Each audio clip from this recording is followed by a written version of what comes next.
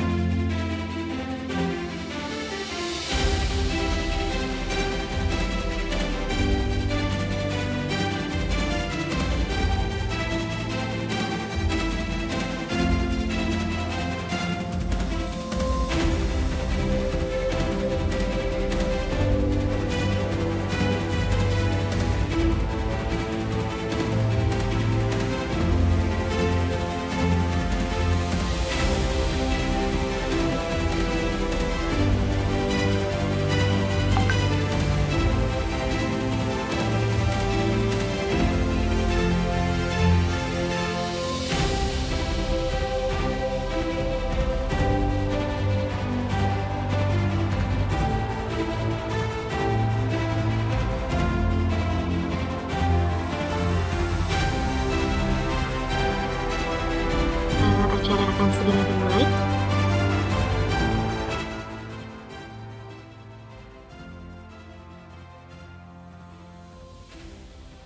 Assalamualaikum warahmatullahi wabarakatuh. Selamat siang, salam sejahtera bagi kita semua. Om Swastiastu, Namo Buddhaya, dan salam kebajikan.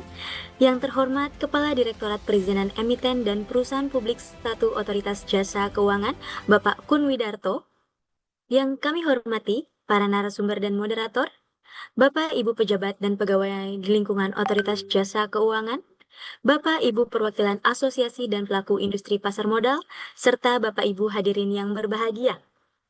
Selamat datang pada acara Sosialisasi SEOJK nomor 25 tahun 2025 tentang verifikasi pesanan dan dana alokasi penjatahan dan penyelesaian pemesanan efek dalam penawaran umum saham secara elektronik.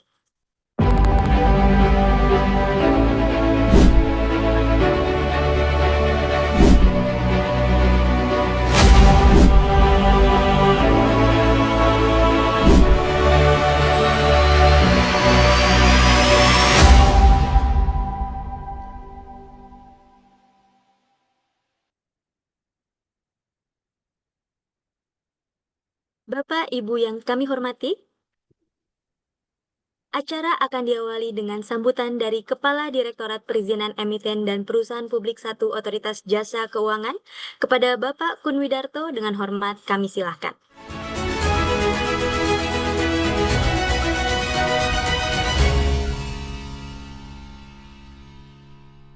Baik, terima kasih Bu MC. Assalamualaikum warahmatullahi wabarakatuh. Selamat siang, salam sejahtera bagi kita semua. Yang kami hormati rekan-rekan internal dari Otoritas Jasa Keuangan, para pelaku, perwakilan industri pasar modal, setara hadirin yang berbahagia. Hari ini yang kami hormati, puji syukur kami panjatkan kehadirat Tuhan Yang Maha Esa karena pada hari ini kita bisa berkumpul walaupun lewat Zoom untuk melaksanakan kegiatan sosialisasi terkait dengan pengaturan baru terkait dengan verifikasi pesanan dan dana, alokasi penjatahan, serta penyelesaian pemesanan efek dalam penawaran umum saham secara elektronik yang diatur dalam SE 25 tahun 2025. Jadi pengaturan ini dilakukan dengan mempertimbangkan perkembangan regulasi yang terkait, termasuk ketentuan mengenai layanan administrasi, prinsip mengenali nasabah, serta penguatan pengendalian internal dan perilaku perusahaan efek. SEOJK ini hadir untuk memperkuat kepastian hukum sekaligus memastikan integritas proses penawaran umum dalam ekosistem pasar modal yang kian digital, baik sebagai pedoman bagi internal OJK maupun bagi pelaku industri. Bapak Ibu yang saya hormati, penguatan pengaturan dimulai dari aspek verifikasi minat dan pesanan yang diperjelas dan diperkuat, baik pada mekanisme penjatahan pasti maupun terpusat. Untuk penjatahan pasti, penjamin emisi efek wajib melakukan uji tuntas terhadap kemampuan finansial pemodal melalui pemeriksaan dokumen pendukung yang relevan. Sedangkan untuk penjatahan terpusat, seluruh minat dan pesanan dari seorang pemodal digabungkan dan dibatasi agar tidak melebihi dari 10% dari total nilai efek yang ditawarkan. Ketentuan ini dimaksudkan untuk menjaga fairness dalam distribusi efek, serta memastikan tidak terjadinya dominasi pemodal tertentu dalam proses EIPO. Kemudian di SE juga mengatur mengenai penggolongan penawaran umum menjadi 5 golongan berdasarkan nilai total efek yang ditawarkan. Setiap golongan dilengkapi dengan batas minimal alokasi untuk penjatahan terpusat, antara lain sebesar 20% untuk golongan 1, serta nilai minimum tertentu yang harus dipenuhi.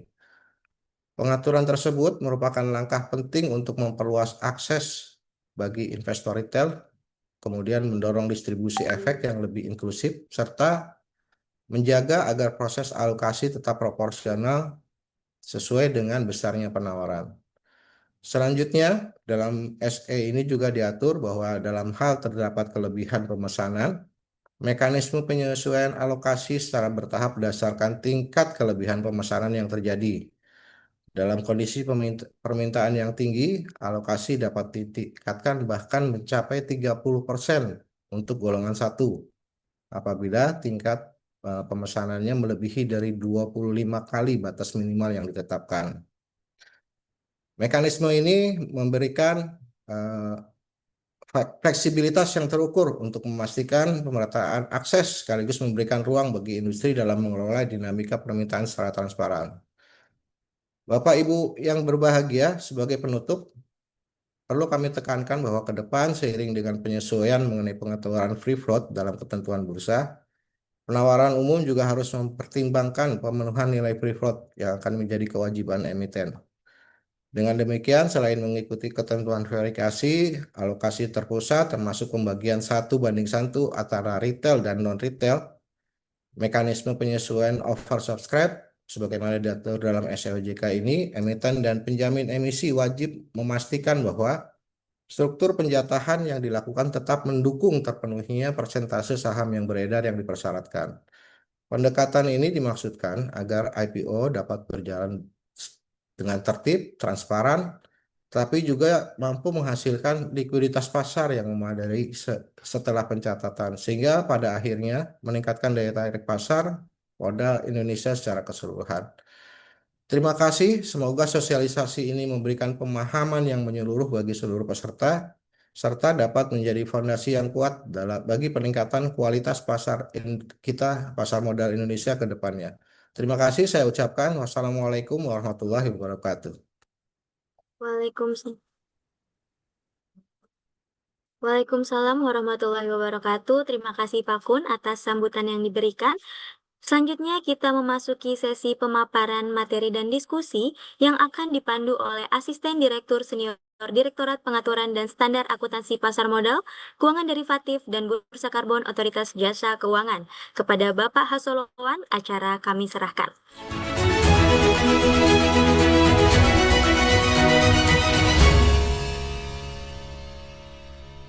Terima kasih Mbak Desi selaku MC kita hari ini. Assalamualaikum warahmatullahi wabarakatuh. Selamat siang, salam sejahtera bagi kita semua. Shalom. Om Swastiastu, Namo Buddhaya, salam kebajikan.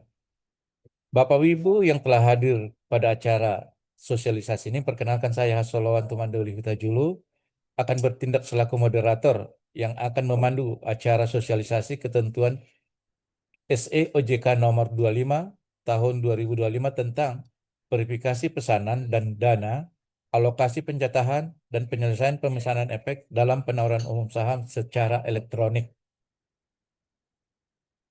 Bapak Ibu dapat kami sampaikan bahwa SE OJK nomor 25 tahun 2025 merupakan revisi dari SE OJK nomor 15 tahun 2020 tentang penyediaan dana pesanan, verifikasi ketersediaan dana, alokasi efek untuk penjatahan terpusat, penyelesaian pesanan dan penawaran umum efek bersifat ekuitas berupa saham secara elektronik. Revisi peraturan ini dilatar belakangi dengan adanya volatilitas saham pasca IPO, artinya pada bursa, akibat adanya konsentrasi pemesanan atau penjualan awal, ketidakseimbangan alokasi retail dan non-retail pada penjatahan terpusat maupun penjatahan pasti. SEOJK ini selanjutnya akan menjadi pedoman mengenai pelaksanaan kegiatan penawaran umum efek bersifat ekuitas secara elektronik. Dalam SEOJK ini ada beberapa perubahan ketentuan baru yang diatur, antara lain mengenai penambahan ketentuan terkait verifikasi minat atau pemesanan efek pada penjatahan pasti maupun penjatahan terpusat. Kemudian penggolongan penawaran umum yang sebelumnya ada 4 golongan, sekarang menjadi 5 golongan. Dan penambahan ketentuan mengenai penetapan penyesuaian antara lain oleh OJK, pengajuan pokok pengaturan ini mengamanatkan peraturan lebih lanjut melalui keputusan Kepala Eksekutif Pasar Modal, Keuangan Derivatif, dan Bursa Karbon. Jadi nanti ada ketentuan yang ini bisa diatur melalui keputusan Kepala Eksekutif Pengawas Pasar Modal dan Keuangan Derivatif serta Bursa Karbon.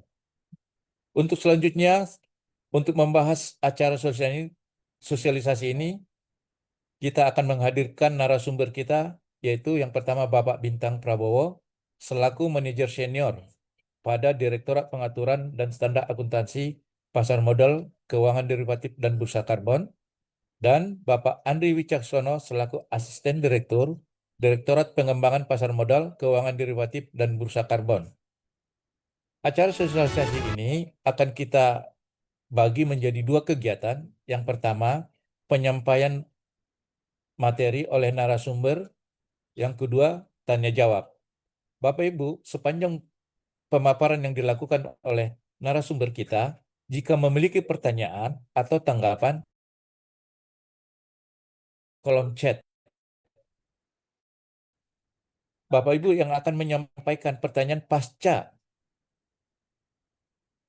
pemaparan, Bapak Ibu bisa melakukan klik pada raise hand atau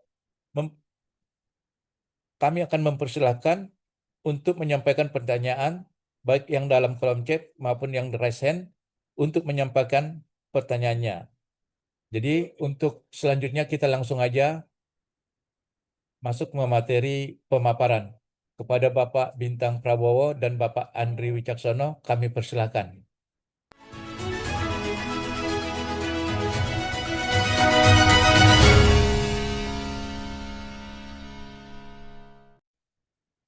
Siap.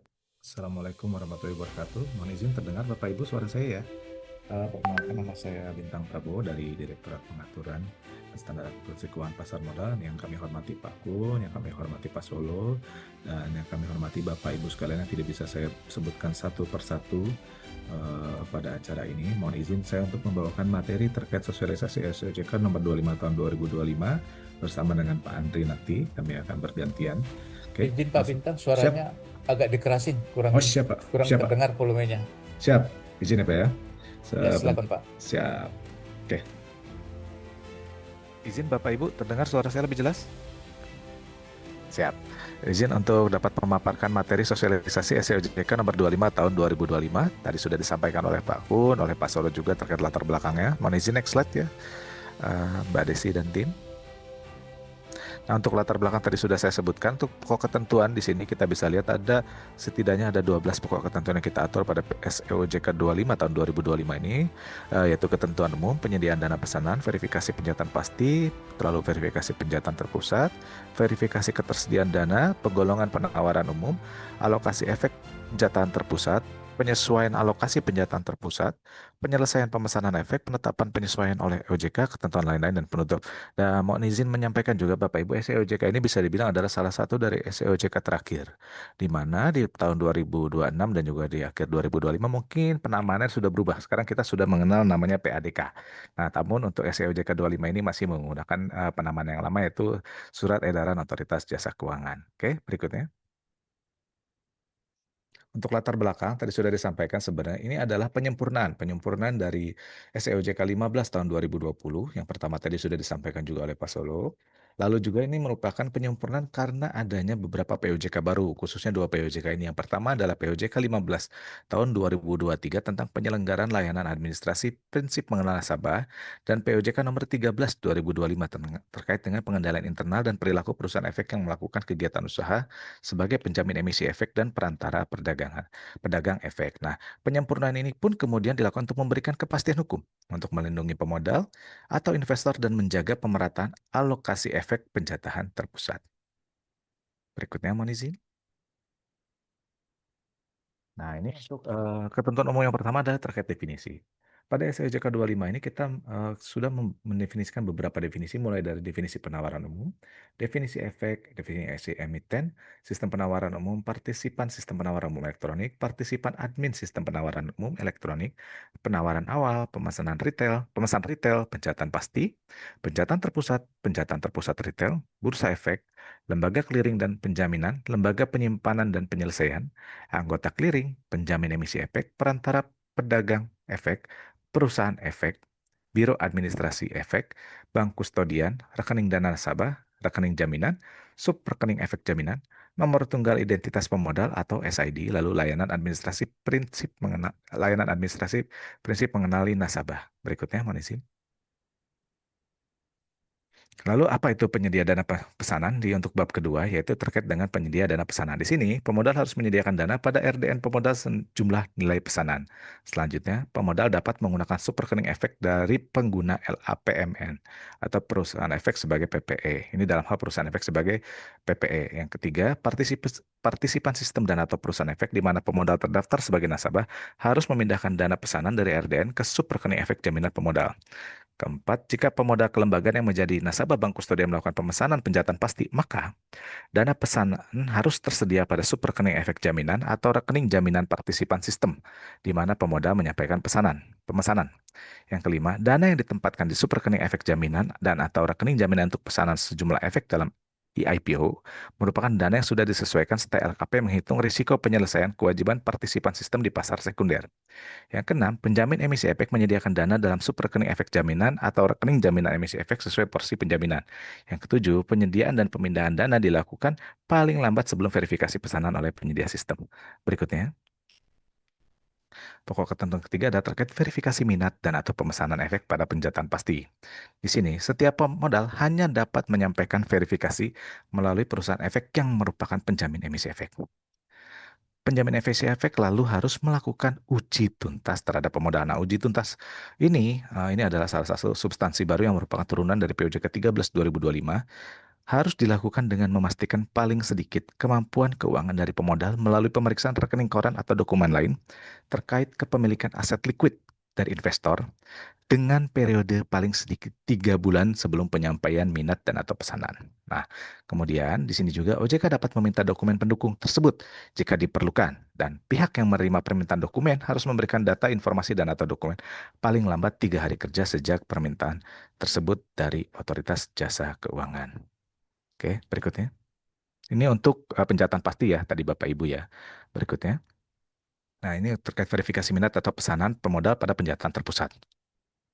Yang pertama, partisipan sistem atau perusahaan efek memverifikasi minat dan atau pesanan pemodal pada penjataan terpusat. Yang kedua, maaf Bapak Ibu, ketentuan verifikasi pada masa penawaran awal dan atau pesanan pada masa penawaran efek di mana A. Seluruh minat dan atau pesanan calon pemodal digabung menjadi satu dan dihitung sebagai total minat dan atau pesanan untuk setiap calon pemodal. Yang B. Total disampaikan secara kumulatif tidak melebihi 10% dari nilai keseluruhan efek yang ditawarkan.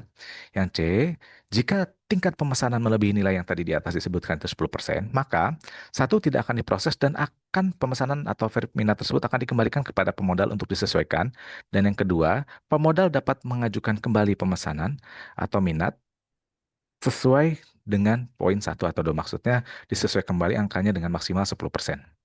Yang ketiga, pengalokasian pemesanan yang disampaikan oleh setiap calon pemodal akan dialokasikan berdasarkan urutan waktu penyampaian pesanan. Oke, mohon izin slide berikutnya. Lalu verifikasi ketersediaan dana atas pemesan efek. Yang pertama, verifikasi pesanan dilakukan setelah melalui IPO setelah berakhirnya masa penawaran efek. Kedua, ketentuan pemesanan penjataan pasti bagi selain pemodal kelembagaan, ini dalam hal nasabah bank kustodian, A.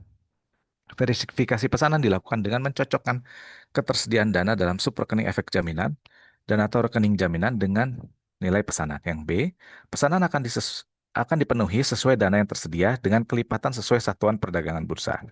Yang C, jika pemesanan dilakukan lebih dari satu penawaran umum bersamaan dengan verifikasi, namun dana pesanan yang tersedia tidak mencukupi, maka 1. Pesanan penjataan pasti akan dibandingkan terlebih dahulu dengan pesanan penjataan terpusat. Yang kedua, sesuai urutan pemesanan. 3. Untuk pemesan pemodal kelembagaan dalam hal nasabah bank kustodian yang melakukan pemesanan penjataan pasti, verifikasi dilakukan dengan mencocokkan ketersediaan dana pada subrekening efek jaminan atau rekening jaminan masing-masing partisipan sistem. Dalam hal ini pelaksana emisi efek, dan pesanan disampaikan dalam jumlah nilai seluruh pesanan penjataan pasti berdasarkan urutan waktu penyampaian. Yang keempat, jika terdapat lebih dari satu IPO yang berakhir bersamaan dan ditangani penjamin emisi yang sama, maka dana di rekening jaminan dipakai sesuai urutan IPO yang dimulai terlebih dahulu. Oke, berikutnya mohon izin. Terkait dengan penggolongan penawaran umum ini pun ada hal yang baru kita atur dan kita sesuaikan pada SEOJK 25 2025 ini, merubah sebelumnya dari 4 golongan menjadi 5 golongan penawaran umum, di mana golongan pertama adalah nilai keseluruhan efek yang ditawarkan, tidak termasuk efek lain yang menyertai, yaitu untuk golongan pertama paling banyak 100 miliar, untuk golongan kedua lebih dari 100 miliar sampai dengan paling banyak 250 miliar rupiah. Golongan ketiga, lebih dari 250 miliar rupiah sampai dengan paling banyak 500 miliar rupiah. Golongan keempat, lebih dari 500 miliar rupiah sampai dengan paling banyak 1 triliun rupiah. Dan golongan terakhir, golongan kelima adalah lebih besar daripada 1 triliun rupiah. Izin slide berikutnya. Yang kemudian ini juga adalah penyesuaian baru, disesuaikan dengan tingkat golongannya, yaitu terkait dengan alokasi efek untuk penjataan terpusat. Terdapat 5 golongan untuk penyesuaian alokasi efek, dan jumlah alokasi efek yang ditawarkan ini tidak termasuk efek lain yang menyertai, di mana semua golongan dialokasikan untuk penjataan terpusat retail dan selain retail dengan perbandingan 1:1. Untuk golongan pertama, untuk penyesuaian untuk alokasi efek untuk penjataan terpusat adalah paling sedikit 20% atau paling sedikit dengan nilai 10 miliar rupiah, mana yang lebih tinggi. Untuk golongan kedua, paling sedikit 15%.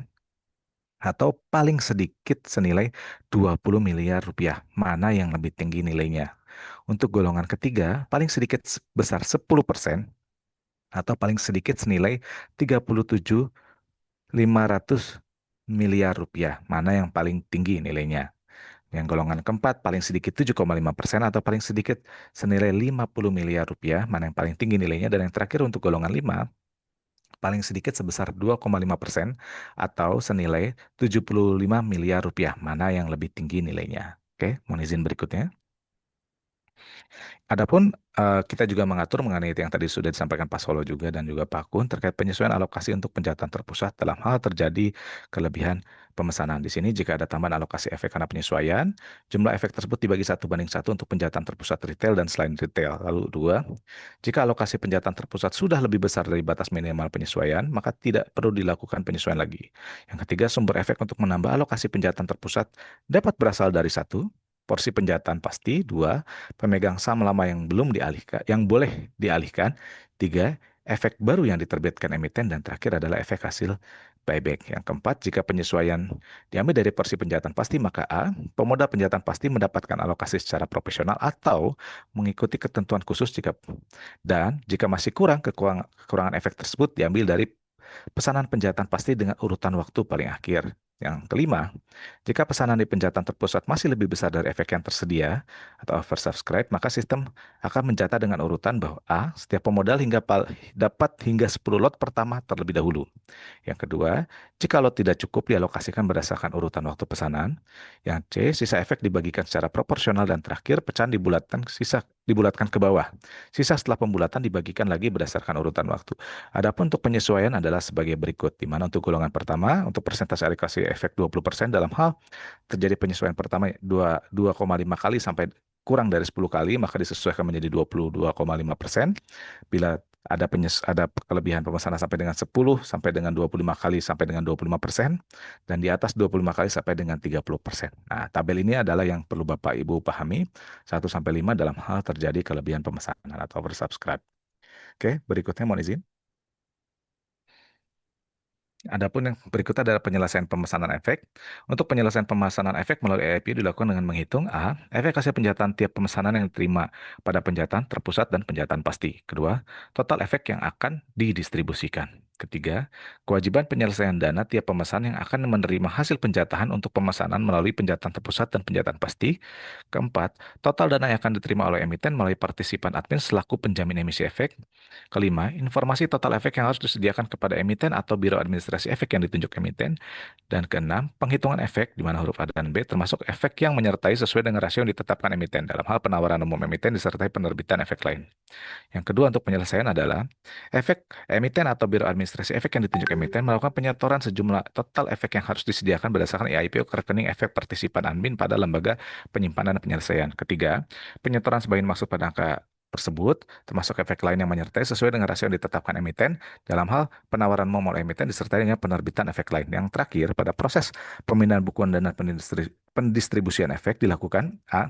Penyedia sistem melakukan penarikan dana dari superrekening efek jaminan dan atau rekening jaminan atas setiap pemesanan sesuai dengan hasil penjatahan. Setelah dilakukan perhitungan risiko, penyelesaian atas kewajiban partisipan sistem di pasar sekunder oleh lembaga clearing dan penjaminan. Kemudian, penyedia sistem memindah bukukan seluruh dana repositori partisipan admin dan secara bersamaan memindah bukukan seluruh efek untuk didistribusikan ke subrekening efek jaminan dan atau rekening jaminan pemodal yang mendapatkan penjatahan.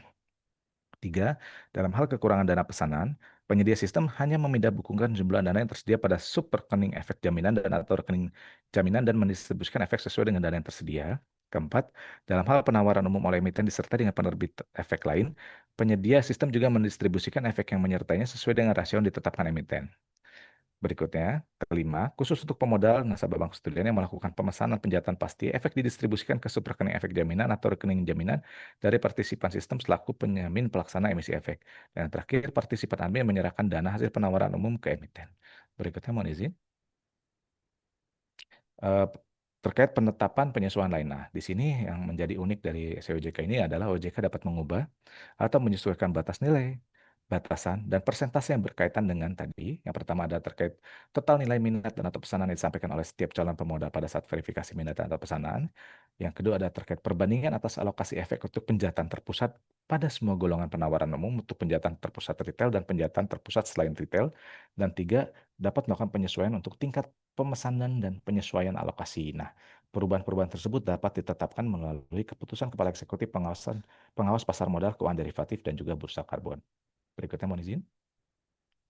Adapun untuk ketentuan lain-lain, dalam hal emiten atau perusahaan publik melakukan penawaran umum bersama dengan penawaran umum oleh pemegang saham, penawaran umum melalui sistem penawaran umum elektronik dapat dilakukan melalui emiten atau perusahaan publik. Berikutnya, nah itu untuk ketentuan penutup pada saat surat SEOJK ini mulai berlaku, maka SEOJK sebelumnya yang tadi disampaikan juga, SEOJK nomor 15 tahun 2020 dinyatakan kalau nggak salah sudah dicabut ya, kalau untuk dinyatakan sudah tidak berlaku kembali. Yang kedua, ketentuan dalam SEOJK ini mulai berlaku pada saat ditetapkan. Oke, untuk pemaparan dari saya sekian, nanti akan dilanjutkan berikutnya oleh Bapak Andri. Silakan Bapak Andri, mohon izin. Baik, terima kasih. Assalamualaikum warahmatullahi wabarakatuh. Suara saya kira-kira cukup jelas nggak Pak Solo? Mungkin saya Jelas, melanjutkan jelas ya. Pak Andri. Oke, makasih banyak Pak. Izin melanjutkan Bapak Ibu sekalian di next slide-nya. Jadi, kenapa sih sebenarnya apa juga dampak dari misalnya penerbitan SEOJK 25 ini untuk retail gitu? Karena memang ada beberapa hal, karena memang dasarnya tuh pada waktu kami menyusun konsep peraturan ini, perubahan ini adalah karena memang cukup banyak juga beberapa investor yang membeli atau memborong lah, istilahnya memborong suatu saham dalam jumlah besar. Nah, oleh karena itu kami batasi. Dampaknya apa? Dampaknya adalah investor-investor retail atau yang cukup kecil-kecil akan mendapatkan porsi lebih banyak, karena memang ini menjadi solusi dari yang kemarin sempat mungkin ada beberapa IPO hanya mendapatkan sedikit atau satu lot dan sebagainya. Nah, ini bisa kita kurangi dengan hal seperti ini, karena memang kita batasi saat ini investor kalau mau beli suatu saham maksimal hanya 10% dari total raise fund-nya, begitu Bapak Ibu sekalian. Jadi memang investor retail akan mendapatkan lebih banyak seperti itu. Yang kedua adalah ini terkait dengan pemerataan alokasi. Jadi peluang mendapatkan jatah saham lebih besar dan juga mengurangi dominasi investor besar. Jadi kita memang investor besar yang akhirnya menciptakan disparitas harga atau volatilitas harga setelah IPO yang cukup besar itu kami kurangi, kami batasi. Dampaknya itu memberikan kepada investor-investor yang lebih kecil. Seperti itu. Dan kemudian yang selanjutnya adalah terkait dengan adanya verifikasi data yang lebih ketat. Saat ini memang kita tahu kemarin ada beberapa tantangan dari sisi sektor pasar modal. Sebenarnya sebelum itu muncul dengan ada penerbitan SEOJK ini, sebenarnya kami juga sudah mengetahui konsep itu dan kami coba mencegah melalui salah satunya dengan SEOJK ini. Dengan cara apa? Dengan cara ada kewajiban dari penjamin emisi efek untuk melakukan due diligence gitu ya. Itu sudah ada di POJK 13 dan ini kita detailkan bagaimana konsep dengan due diligence-nya. Ini ada satu kriteria bahwa seperti misalnya harus mengecek apakah benar investor fix itu sudah memiliki aset dan sebagainya. Nah, seperti itu. Dan juga di sini harapannya akan menciptakan transparansi penjataan yang lebih baik seperti itu. Kemudian yang selanjutnya di next adalah di next slide-nya bagaimana dampaknya. Di next slide-nya boleh teman-teman panitia. Nah, ya. Di next slide-nya itu dampak dari perubahan SEOJK ini seperti apa gitu ya. Nah, kami berharap dengan adanya SEOJK ini sistem verifikasi menjadi lebih kuat dengan adanya konsep uji tuntas tersebut, sehingga tadi emiten yang dibawa itu berkualitas dengan adanya due diligence juga, tapi juga investor fix yang membeli juga investor yang memang baik gitu dan memiliki uang gitu ya, tidak dikendalikan oleh pihak-pihak tertentu seperti itu. Yang kedua juga tetap yang namanya investor fix atau institusi dan juga mungkin individu yang juga menjadi investor fix juga tetap memiliki bisa memesan dengan jumlah yang pasti begitu. Kami tetap memberikan kepastian kepada itu dengan due diligence tadi.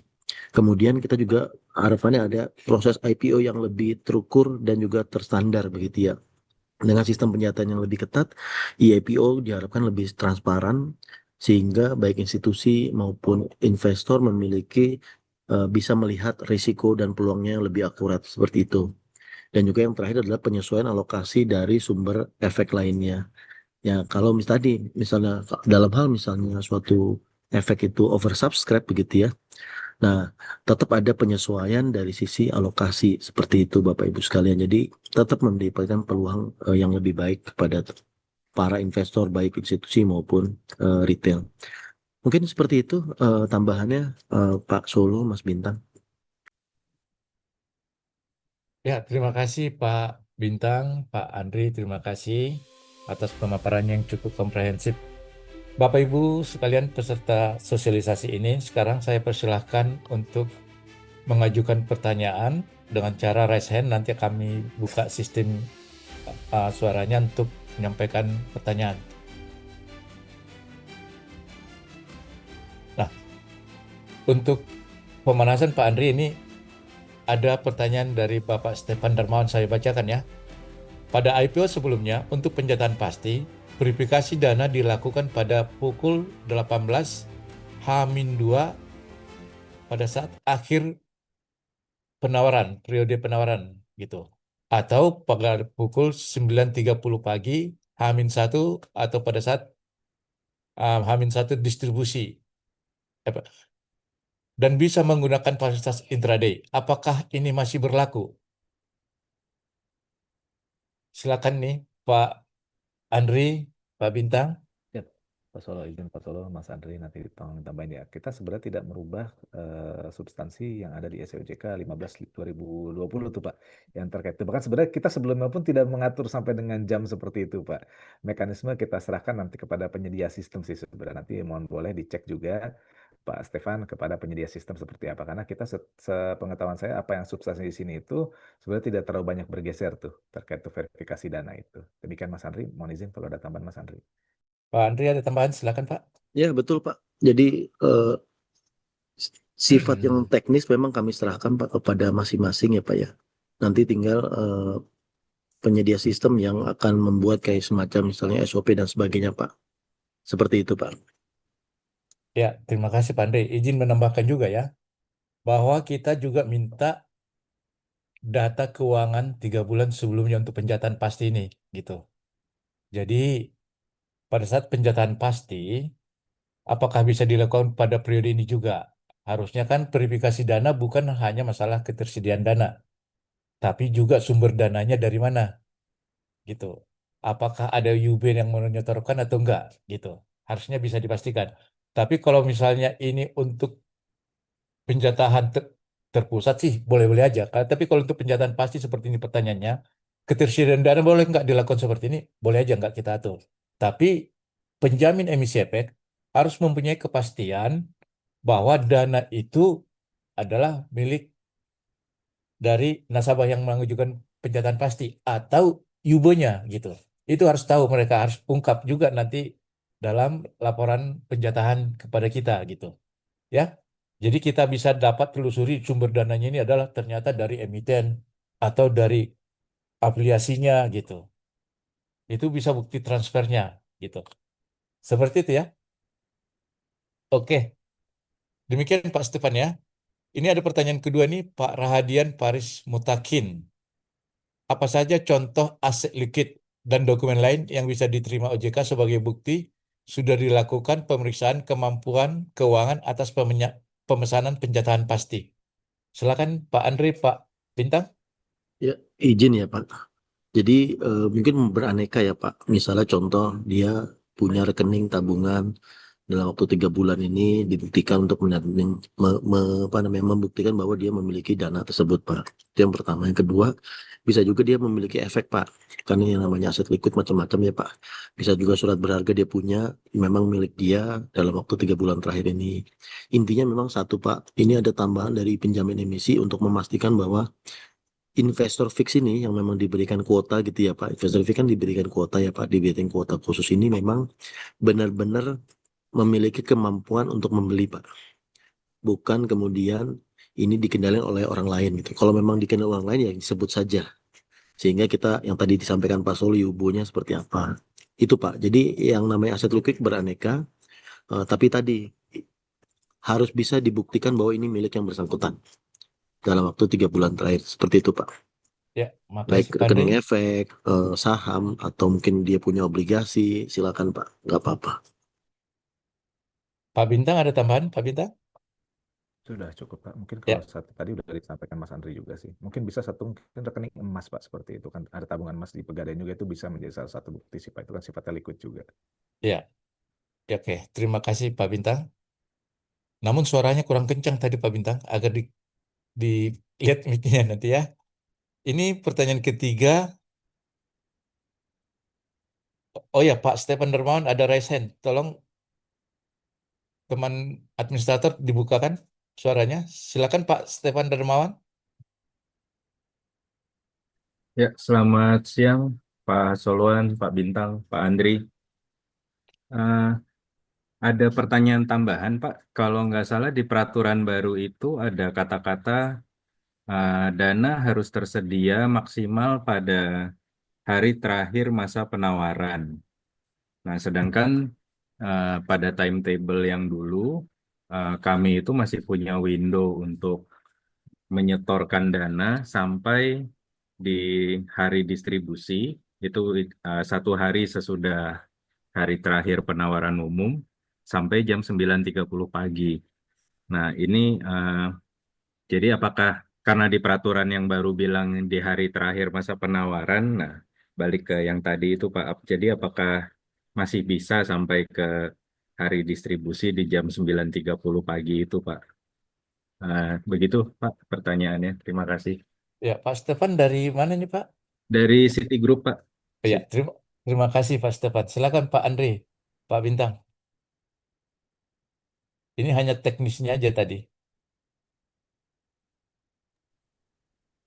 Ya, Pak, tadi sudah seperti yang sudah saya sampaikan. Untuk teknis sampai dengan window jam 9 itu kita tidak ada pengaturan sampai sejauh itu sih Pak Stefan. Kalau boleh diinfo Pak, untuk yang jam-jam itu diatur di mana ya sebelumnya ya? Itu dulu sih timetable dari IDX ke SAFE ke Pay Pak. Tapi mungkin Oh, poinnya di Hmm. masalah harinya Pak ya. Karena oh, di peraturan yang baru ini ada disebutkan maksimal dana itu tersedia di hari terakhir masa penawaran. Sedangkan kalau dulu kami sebetulnya masih punya window sampai hari distribusi, tapi di pagi hari sampai maksimal 9.30 gitu Pak. Nah, jadi karena dulu ada window sampai di hari distribusi di jam 9.30, itu kami dulu sering menggunakan fasilitas intraday, Pak. Jadi paginya kita pakai intraday. hmm, Ya, Pak Andre gimana tanggapannya? Tapi secara regulasi sebenarnya nggak berubah ya Mas Bintang ya. nggak berubah iya Pak. Makanya saya lagi Terkait hal bertanya. ini Pak. Jadi sebenarnya kalau nanti misalnya in praktek itu masih bisa berlaku, sebenarnya nggak ada masalah Pak. Oh ya, Karena oke. memang secara substansi kami nggak berubah hal itu Pak. Kan tadi tuh libat yang sangat teknis itu ya Pak ya. Iya, Seperti oke. itu sih Pak. Ya, makasih Pak Andri, Pak Bintang. Ini untuk penjagaan pasti ya Pak Stephen ya? Iya, Pak, untuk pasti, Pak, dengan institusi, Pak. Iya, iya. Tapi tadi Pak, ada tambahan yang tadi Pak untuk memastikan tadi ya Pak ya, due diligence apa ya? Iya, Pak. Siap. Oke, terima kasih Pak Stephen. Ini ada pertanyaan juga dari Bu Kanita Marsha Putri Hardian. Apakah due diligence dan juga ketika penyerahan dokumen emiten kepada OJK sudah termasuk spreadsheet IRP, keuangan dan non-keuangan yang pada saat itu juga dilakukan seminar terkait IRP? Ini silakan Pak Andri dan Pak Bintang. Izin Pak, ini kayaknya due diligence-nya kalau penangkapan saya mungkin maknanya beda ya Pak ya. Kalau yang kita maksud due diligence ini kan due diligence untuk nasabah penjatan pasti nih Pak, untuk nasabahnya. Kalau di sini kan due diligence itu kan lebih kepada emiten yang ditanyakan ya Pak ya. Yang kalau kita maksud itu due diligence untuk nasabah penjatan pasti yang tadi dibuktikan salah satunya adalah dengan adanya rekening Pak atau aset liquid lainnya. Itu sih Pak sebenarnya. Kayak saya kurang melihat relevansinya dengan penyerahan dokumen. Nah, untuk dokumen due diligence itu sendiri disampaikan dalam hal sebenarnya kan kalau OJK itu kan kalau OJK minta ya disampaikan paling lama tadi ada juga 3 hari kerja lah kalau nggak salah itu ya. itu baru disampaikan kepada OJK-nya, Pak. Untuk yang dari terkait dokumen due diligence itu. Nah, kalau untuk yang IRPPE ini kalau boleh dijabarkan sih, eh, kayaknya bukan terkait dengan due diligence yang si nasabah penjatan pasti mungkin ya. Tapi Mas Andri mohon izin, ada tambahan Mas Andri. Ya, seingat saya ini untuk emiten, Mas. Jadi mungkin ini Bu, jadi kalau yang itu kan memang ke POJK 13 ya Bu ya. Jadi ada kewajiban untuk melakukan due diligence untuk emiten gitu ya. Tapi kalau yang kita lagi diskusikan ini memang untuk ke investor. Seperti itu Bu. Oke, berarti ini nggak terkait dengan aturan yang kita sosialisasikan saat ini ya. Oke. Bapak Ibu masih ada pertanyaan? Ini ada pertanyaan dari Pak Gian Abimanyu lagi. Apa Pak Gian ada hadir? Kalau hadir, biar dibukakan apanya? Teman-teman dibukakan Pak Gian apabila hadir. Kalau enggak, ini kita ke Pak Malvin Philips dulu ya. Silakan Pak Malvin. Teman-teman dibukakan audionya untuk Pak Malvin. Selamat sore Pak Andri, Pak Pak Bintang. Malvin agar disebutkan dari mana ya institusinya? Perkenalkan, nama saya Malvin Pak dari PT UBS Sekuritas. Saya ingin menanyakan Pak, ini mengenai pasal 3 nomor 3 Pak. Jadi di mana di sini tertulis bahwa uji tuntas sebagaimana dimaksud harus dilakukan dengan memastikan paling sedikit kemampuan keuangan dari pemodal penjatahan. Antara lain pemeriksaan atas rekening koran atau dokumen lain yang menunjukkan kepemilikan aset liquid dari investor penerima penjatahan pasti dengan periode paling sedikit 3 bulan. Jadi untuk kami, nasabah kami hampir semuanya merupakan manajer investasi dan asuransi Pak, di mana mereka produk yang mereka daftarkan ke kami berupa reksadana maupun rekening-rekening KPD, Pak. Jadi untuk maksud dokumen lain ini seperti apa, Pak ya? Yang Dokumen dimaksud lain dalam rangka uji tuntas iya, Pak. untuk nasabah penjatahan pasti ya Pak ya? Iya. Ya. Silakan Pak Andri dan Pak Bintang kalau ada jawabannya, tanggapan.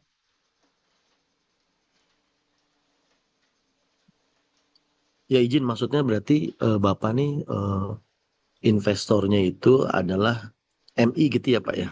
Iya. Pengelola dana ya Pak ya? Iya.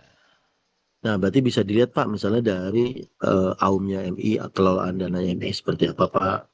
Nah, sebenarnya bisa dari situ Pak. Intinya tadi bahwa kelolaan dananya berapa seperti itu sih Pak. Oh sebentar izin saya keluar sebentar. Oh iya. Mungkin untuk reksadana benar kita bisa lihat dari fund fact sheet paling mungkin Pak ya. Bagaimana dengan rekening-rekening KPD? Untuk rekening KPD individu atau mungkin dana pensiun, Pak. Jadi kami harus menyertakan apa nih, Pak, untuk uji tuntas ini?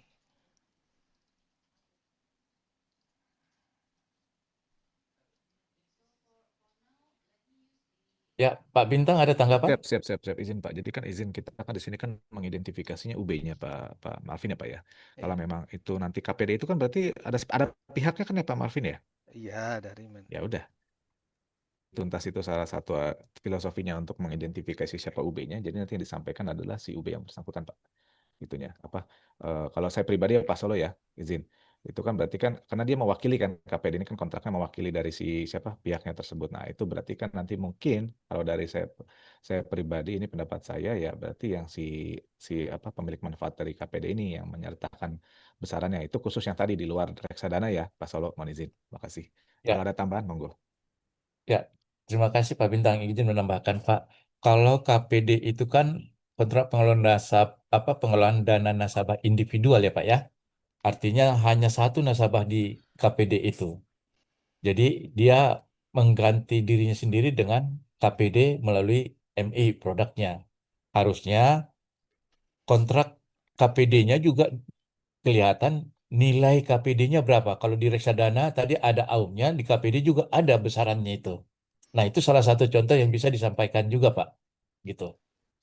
Di Oh, samping nanti kalau memang perlu lagi pendalaman lebih lanjut atas kontrak KPD tentang si A ini, ya bisa kita telusuri juga dimintakan rekening korannya si A kalau dibutuhkan gitu. oke. Kalau Jadi, misalnya nih eh em, apanya penjamin emisi efeknya atas reksadana ini atas KPD yang katakanlah tentang si A agak kurang kepercayaan tentang si A ini bisa dimintakan rekeningnya oleh penjamin emisi efek supaya nanti laporan ke OJK-nya lebih mantap gitu Pak. Di samping kontrak pengelolaan dananya berapa nilainya tadi gitu. oh, Seperti itu Pak. jadi kan, soalnya kan di sini tertera bahwa paling sedikit 3 bulan, Pak ya. Iya, kan Jadi bisa dilihat walaupun KPD-nya udah berapa KPD-nya lama satu berlangsung. tahun itu masih bisa terima, Pak ya.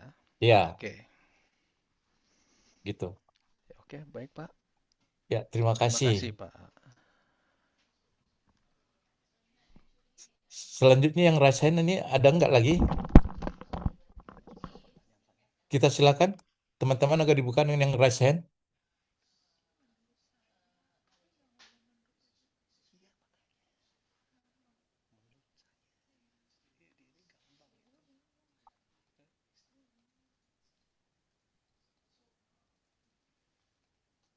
Yang chat dulu Pak, mungkin Pak sambil menunggu.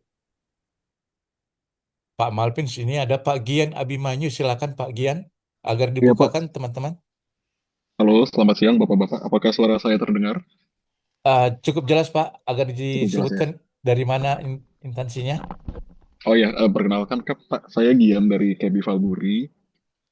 Izin Oke. tanya Bapak-Bapak terkait pemesanan maksimum 10% dari jumlah saham yang akan diedarkan. Nah, di sistem EIPO dari sisi nasabah, apakah akan ada pemberitahuan atau semacam auto rejection kalau misalkan nasabah itu pesan lebih dari 10%, Pak? Kira-kira itu pertanyaannya, Pak. Ya, terima kasih Pak Gian. Silakan Pak Andri, Pak Bintang, ditanggapi. Ya izin Pak Solo.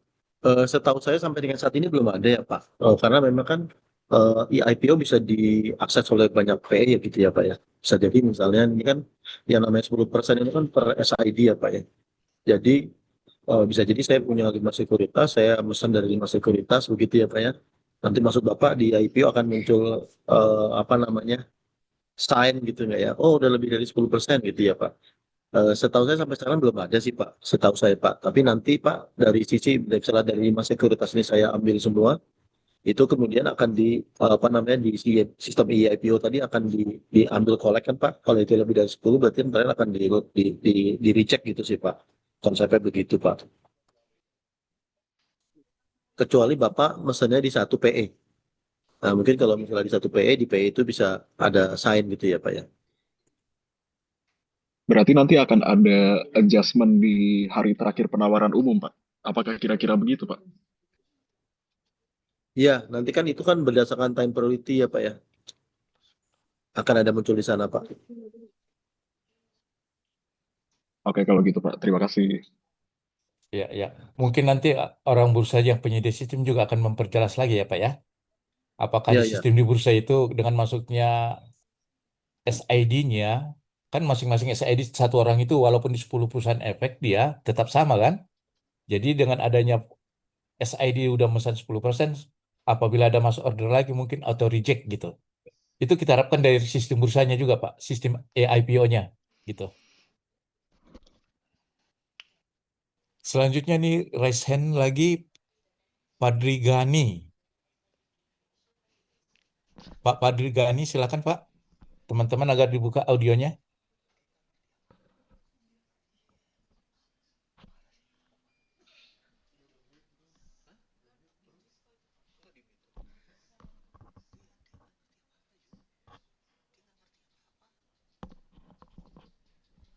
Pak Padri ada Pak Padri?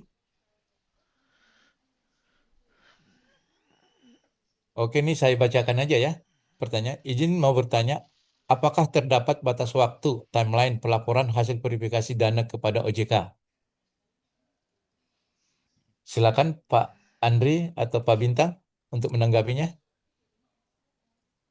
Ini di pasal yang berapa ya Pak? Pelaporan ya Pak? Laporan hasil verifikasi dana. Kayaknya nggak dilaporkan ke kita kan Pak untuk verifikasi. Itu Kita cuma dia. yang uji tuntas tadi kan. Uji tuntas pun kalau kita minta kan ada 3 hari itu tadi Pak. Verifikasi dana bukan hanya terpusat pada penjatahan pasti, tapi juga pada penjatahan terpusat. Kan verifikasi dana terakhir juga ada gitu. Tuh, tapi tidak dilaporkan kan seingat saya. Di SE ini tidak mengatur sampai dengan pelaporan itu kepada kita sebenarnya Pak. Iya, betul. Betul. Jadi nggak ada pelaporan ya untuk pada verifikasi dana kepada OJK. Mungkin laporannya itu satu dengan laporan hasil penjatahan gitu. Laporan hasil penjatahan kepada OJK gitu. Yang saya tahu begitu Pak. Iya.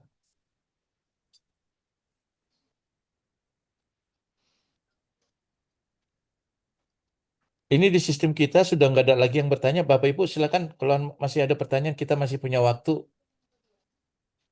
sekitar 17 apa 22 menit lagi.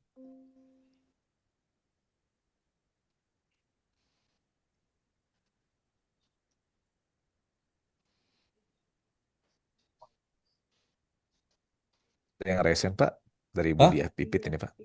Ya, Pak, izin silakan Bu. bertanya, Pipit dari Mandiri Sekuritas. Untuk yang tadi uji tuntas paling sedikit 3 bulan terakhir ini, kalau dari timeline IPO-nya, kan biasanya yang masa book building itu masih memungkinkan untuk nasabah dapat penjatahan pasti gitu ya.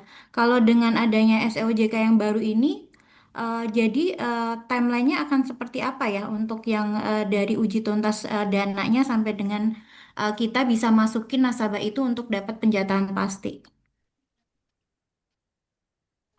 Secara timeline nggak berubah Bu. Izin ya Pak Solo ya. Ya, silakan Pak Jadi Andi. secara timeline nggak berubah Bu. Ya, Sama, cuma memang sebelum Ibu memasukkan, kan pada waktu itu kan Ibu pasti akan mengusulkan ya nama-nama pihak yang akan melakukan menjadi investor fix gitu ya Bu ya. ya. Nah, coba secara timeline tidak berubah Bu, cuma Aduh, yang nggak tahu perlu lah saya. ditambahkan adalah dokumentasi tadi Bu, hasil dari due diligence Ibu terhadap investor fix tersebut gitu Bu. Oh, jadi Jadi kalau nasabah even masukin penjatahan pastinya itu di masa book building, asal datanya mendukung 3 bulan terakhir masih dimungkinkan ya Pak ya? iya Bu. Oke, noted. Baik. Terima Jadi kasih. yang ditambahkan tuh hanyalah adanya tambahan hasil due diligence teman-teman kepada investor fix gitu Bu. Secara Noted, timeline nggak noted. berubah. Baik, terima kasih Pak. Ya, terima kasih Bu Pipit. Bapak Ibu yang lain yang masih ada pertanyaannya silakan baik melalui kolom chat maupun raise hand kami persilakan. Ada Pak Prama nih Pak Ya. kayaknya Pak. Selamat siang, Pak. Selamat siang, Silakan Pak. Pak. Ya, izin bertanya, Pak. Ini mungkin untuk case-nya kalau misalnya untuk tadi uji tuntas investor penjahatan pasti ya. Apabila misalnya untuk investor dari luar, Pak, ya ada foreign investor nih, gitu ya. Biasanya kan mereka juga pesan melalui global custody atau broker asing juga gitu ya. Di mana bisa jadi foreign investornya sebenarnya dia nggak mau ketahuan juga gitu ya nggak mau. Jadi kita tahunya nih sebagai underwriter tahunya adalah pemesannya adalah si tadi global custody ataupun broker asing tersebut gitu ya. Kita tahunya itu sebagai pemesannya gitu ya. Tapi di belakangnya mereka siapa kita juga nggak tahu nih Pak. Nah, pada saat kita melakukan uji tuntas, bagaimana Pak? Kepada siapa kita melakukan apa minta datanya gitu kan ya? Karena apalagi tadi di sini menyampaikan misalnya bukti dokumen atau apa. Nah, itu kan dokumen apa yang kita sampaikan di sini Pak ya? Apakah tadi dokumen dari sisi tadi global custody-nya atau brokernya gitu ya? Atau seperti apa? Mungkin mohon arahan Pak. Silakan Pak Andri, Pak Bintang ditanggapi. Siapa kalau saya pribadi ya Pak Solo Pak, saya pribadi tetap dimintakan dulu Pak sesuai ketentuan dokumennya itu Pak. Apalagi Pak Solo izin, apalagi nanti kan dalam waktu dekat untuk ketentuan mengenai ultimate beneficial owner ini kan memang akan kita kita buka transparansinya ya Pak Solo ya. Malah jadi pertanyaan nih nanti ke Pak Prama, kok nggak bisa terbuka? Nah malah itu, ini kan dalam jangka waktu dekat malah kan kita akan melakukan pembukaan yang lebih ini kan bahkan sampai sekarang saat ini kan di atas 5% lah katakan saat ini. Nanti apalagi di atas 1%, apalagi nanti 10% UBW-nya harus ada. Nah kalau saya pribadi sesuai ketentuan aja dulu Pak Prama. Nah mau dicari kalau memang tidak izin Pak Solo, mungkin kalau saya salah Mas Andri nanti diralat ya. Kalau memang investor penjatan pasti yang bersangkutan itu tidak sanggup menyampaikan dokumen ya ini saya pribadi saatnya mencari alternatif investor lain sih Pak Andri Pak Solo. Kalau saya pribadi ya Pak Solo ya Pak Andri, makasih. Izin menambahkan Pak Solo. Iya Pak Prama, jadi sebenarnya kewajiban melakukan due diligence ini bukan di SE ini Pak Prama. Sebenarnya adanya di POJK 13 ya, sehingga saya terkait dengan pengendalian internal PI. Jadi itu sudah given gitu ya Pak. Dan itu ada tambahan memang dari tugas dari teman-teman penjamin emisi untuk melakukan due diligence terhadap emiten maupun juga terhadap investor pitch Pak. Jadi arahnya di sana Pak. Kemudian di SEOJK ini hanya mendetailkan Pak, bagaimana sih melakukan due diligence-nya seperti itu Pak. Nah, salah satunya dengan yang tadi Pak, adanya 3 bulan bukti bahwa dia memiliki kemampuan. Nah, kalau ada yang tambahan lagi monggo silakan Pak. Tapi bisa juga dimungkinkan Pak, misalnya teman-teman punya apa metode lain begitu Pak. Sebenarnya itu boleh juga menurut saya metode lain bahwa memang ini investornya jelas gitu ya Pak. Karena kan sekarang tone yang sekarang terjadi itu adalah jangan sampai investor ini dia tidak memiliki kemampuan keuangan tapi membeli kan gitu ya Pak. Tone-nya di sana Pak. Jadi yang kita harus pahami bersama itu Pak. Nah, kita hanya mencoba memberikan panduan buat teman-teman untuk melakukan hal itu.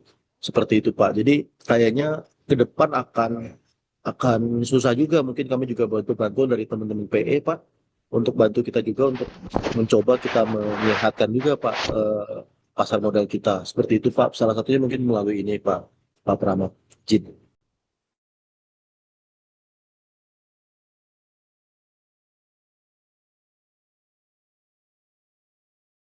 Pak Solo kayaknya masih di mute Pak.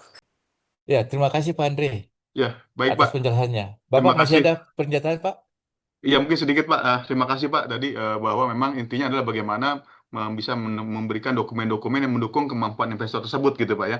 Gitu ya. Tapi memang juga kita juga prinsipnya coba inline juga dengan global practice juga Pak gitu ya. Seringkali juga memang ya mereka investor tersebut tidak muncul langsung sebagai pembeli tapi biasanya custody-nya atau brokernya yang bisa biasanya muncul. Nah, ini mungkin nanti kita coba sinkronkan gitu dengan praktik-praktik yang ada di global market juga Pak. Kira-kira gitu Pak. Ya, betul Pak. Bahwa investor global biasanya pakai bekal di kita juga. Tapi tadi Pak, bahwa verifikasi dana tadi itu kita butuhkan untuk mengungkapkan yubonya siapa sih gitu.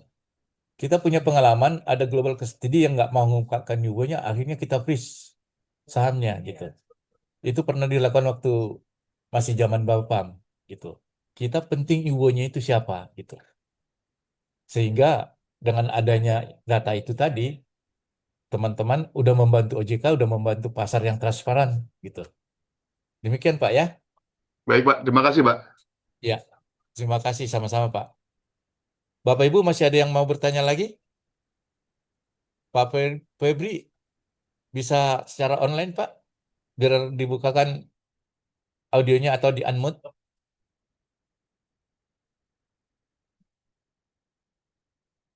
Oke, saya bacakan aja ya Pak Andri, Pak Bintang. Kalau emiten ada program ESA Siap. ke karyawan, dapat penjataan pasti tuh. Apakah perlu diverifikasi dana 3 bulan? Ini kayak ESOP lah ini, employee stock option, gitu. ESOP ya Pak. Ini ESA Ingat ke saya karyawan. Kalau iya, ESA itu apa sih? ESA itu EMSOP itu kan. iya, iya, ESOP sebenarnya ini. Bentar ya. Kalau ESOP apa ya Pak? Employee stock Karena memang option. kita nggak atur ya Pak di sini ya. Spesifik ya untuk ini pemberian ya Pak.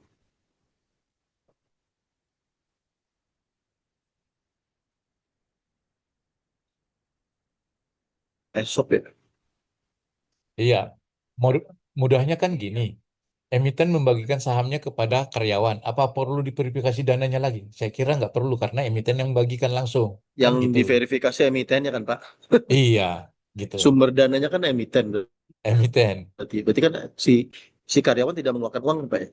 Dan ini artinya saham itu udah atas nama karyawan langsung, gitu. Jadi tujuan kita mencari Yubo-nya kan udah ketahuan bahwa Yubo-nya itu adalah karyawan langsung. Karena itu adalah ESOP ke karyawan, gitu. Dananya udah langsung dari emiten. Kalau ini ESOP ya. Saya kira gitu ya Pak Andre ya. Betul Pak. Karena memang bukan bukan karyawan tersebut yang mengeluarkan uang, jadi emitennya kan yang mengeluarkan uang sehingga tadi harusnya menggunakan due diligence dari emiten cukup sih Pak harus. Iya. Oke. Ini Bapak Ibu masih ada pertanyaan? Kalau tidak ada, kami cukupkan sekian. Terima kasih dan saya appreciate Pak Andri dan Pak Bintang Prabowo yang telah menyampaikan pemaparan dengan baik dan cukup jelas.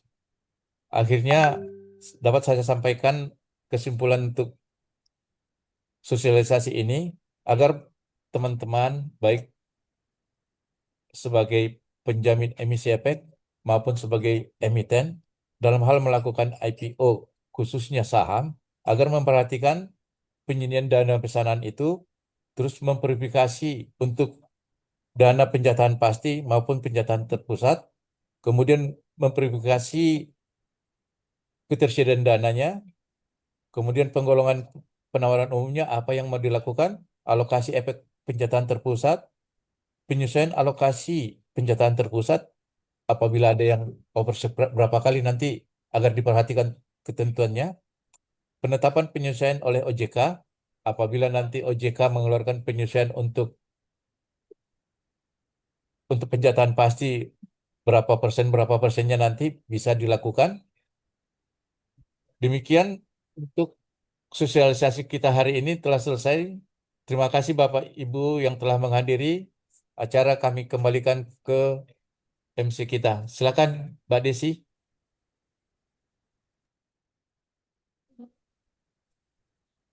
Baik, terima kasih kami ucapkan kepada para narasumber dan moderator atas pemaparan materi serta diskusi yang sangat komunikatif pada hari ini.